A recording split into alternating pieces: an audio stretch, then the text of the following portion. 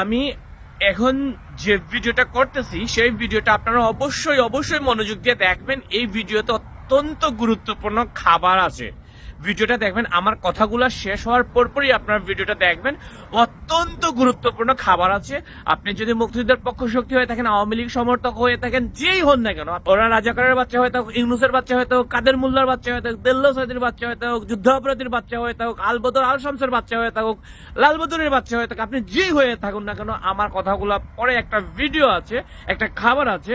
এই খাবারটা একটু খাবেন, এই ভিডিওটা দেখবেন এবং সিদ্ধান্ত নেবেন কে অপরাধী। তখন কি তোমরা একটা হামলা করেছিলে? বিটিভি ওই বিটিভিতে আমি নিজে ছিলাম, সেটা আমার বনশ্রী বাসা হতে। ওখানে বিএনপি, জামাত, শিবির, ছাত্র জনতা সবাই ছিল। মেট্রো রেল স্টেশন সহ যেদিন আমাদের যে মেট্রো রেলে হামলা করেছিল, তোমরা কি একলারা করেছিলে? নরসিংদী কারাগার হামলা হয়েছিল, তোমরা কি একলারা করেছিলে? ওখানেও সবাই অংশগ্রহণ করেছিল। তখন আমাদের এই সম্মিলিত আন্দোলনের ফসল ছিল এইসব। এগুলা তখন সাবোটাস নয়, এগুলা ছিল আমাদের নৈতিক। সেতু ভবন বনানী, আমি সেতু ভবনের ছাত্র আন্দোলনে মূল ভূমিকা রাখি। আমি সেতু ভবনে ওইখানে হামলাও চালাই, পুলিশ ভিতরে ঢুকার পরে আমিও হামলা চালাই। ওখানে আমি উপস্থিত ছিলাম এবং আমার ফুটেজে আরটিভিতে আপনাদের দেখাই, ভিডিও দেখাই।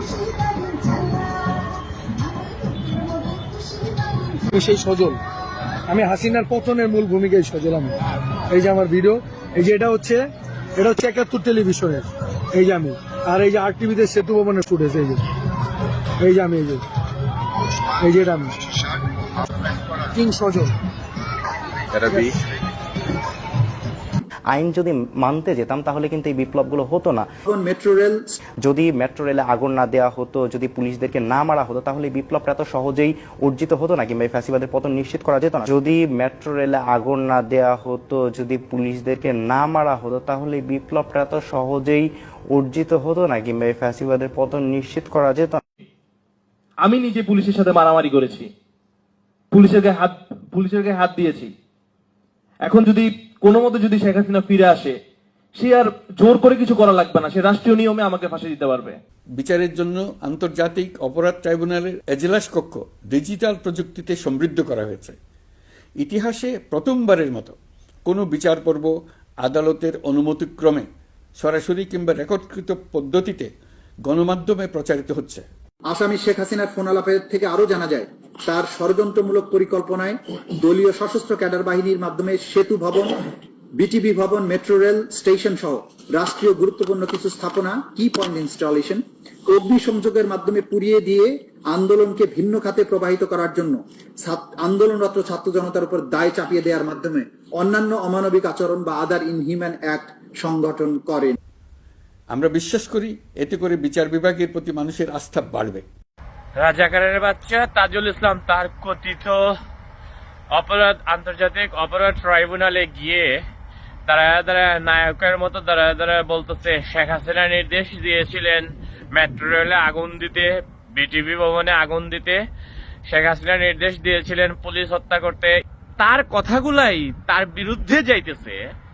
সে যে কথাগুলা বলে, তার যে এই যে কথিত বিচার, কথিত আদালতে, এই যে আমরা যেটাকে বলি ক্যাঙ্গারু আদালতে, ক্যাঙ্গারু বিচার, ক্যাঙ্গারু বিচারক, ক্যাঙ্গারু আসামি, ক্যাঙ্গারু আইনজীবী, সবকিছুর সমন্বয়ে কৌতুক মঞ্চস্থ করতেছে, সেটার প্রমাণ আসামি শেখ হাসিনার ফোন আলাপের থেকে আরো জানা যায়, তার ষড়যন্ত্রমূলক পরিকল্পনায় দলীয় সশস্ত্র ক্যাডার বাহিনীর মাধ্যমে সেতু ভবন, বিটিভি ভবন, মেট্রো রেল স্টেশন সহ রাষ্ট্রীয় গুরুত্বপূর্ণ কিছু স্থাপনা কি পয়েন্ট ইনস্টলেশন, অগ্নিসংযোগের মাধ্যমে পুড়িয়ে দিয়ে আন্দোলনকে ভিন্ন খাতে প্রবাহিত করার জন্য আন্দোলনরত ছাত্র জনতার উপর দায় চাপিয়ে দেওয়ার মাধ্যমে অন্যান্য অমানবিক আচরণ বা আদার ইনহিউম্যান অ্যাক্ট সংগঠন করেন। ইউনুসের বাচ্চাদেরকে বলতেছে, রাজাকারের বাচ্চাদেরকে বলতেছে যে তোরা সিদ্ধান্ত নে, মেট্রো রেলে কারা আগুন দিছে, কারা পুলিশকে হত্যা করছে, কারা বিটিভি ভবনে আগুন দিছে, কারা রাষ্ট্রীয় সম্পদ ধ্বংস করেছে, কারা মানুষ হত্যা করছে, তোরা ডিসিশন নে। তোদের মানুষজনই বুক ফুলাইয়া টেলিভিশন টক শোতে মিডিয়ার সামনে আইসা বলতেছে তারা যদি মেট্রো রেলে আগুন না দিত, তারা যদি পুলিশ হত্যা না করতো, তারা যদি এইটা না করতো, ওইটা না করতো, তাহলে তাদের কথিত পালের বিপ্লব সংগঠিত হইতো না। যারা অপরাধী নিজেরাই বুক ফুলাইয়া বলতেছে, বিনা রিমান্ডে জবানবন্দি দিচ্ছে যে আমরাই যদি এইটা না করতাম, আমরা যদি ওইটা না করতাম, যেখানে অপরাধী, যেখানে নিজেই বলতেছে তারা এই ক্রাইম গুলা করছে, অপরাধ গুলা করতেছে, অথচ এই রাজাকারের বাচ্চা, এই ইউনুসের বাচ্চা, এই দেউল্লা সাইদির বাচ্চা, এই গুলাম আজমের বাচ্চা, এই কাদের মোল্লার বাচ্চা, এই যুদ্ধ অপরাধীর বাচ্চা তাজুল বলতেছে শেখ হাসিনার ফোন আলাপের থেকে আরো জানা যায় তার ষড়যন্ত্রমূলক পরিকল্পনায় দলীয় সশস্ত্র ক্যাডার বাহিনীর মাধ্যমে সেতু ভবন, বিটিভি ভবন, মেট্রো রেল স্টেশন সহ রাষ্ট্রীয় গুরুত্বপূর্ণ কিছু স্থাপনা কি ইনস্টলেশন কর্মী সম্পদের মাধ্যমে পুড়িয়ে দিয়ে আন্দোলনকে ভিন্ন খাতে প্রভাবিত করার জন্য আন্দোলনরত ছাত্রদের উপর দায় চাপিয়ে দেওয়ার মাধ্যমে অন্যান্য অমানবিক আচরণ বা আদার ইনহিউম্যান অ্যাক্ট সংগঠন করেন।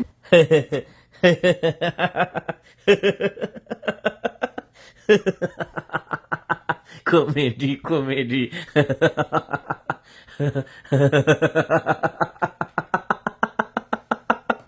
Comedy comedy